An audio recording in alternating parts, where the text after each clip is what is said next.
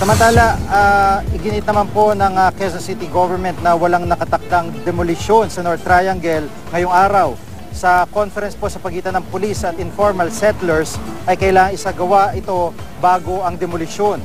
Ang gulong may sindikato naman po ang sinasabi ng local government na nasa likod ng mga informal settler at ito po ay kasalukuyang iniimbestigahan ng DILG.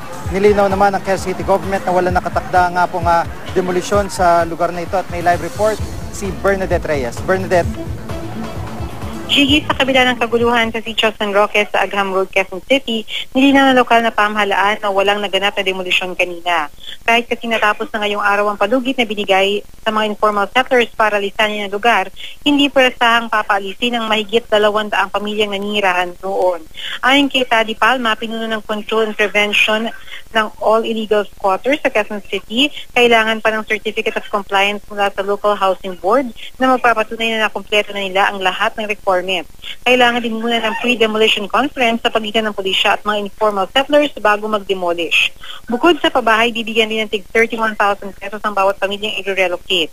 Binabawi na kasi ng DPWH ang 11.3 meters na road right-of-way ng gobyerno para bigyang daan ang napipintong commercial development sa lugar.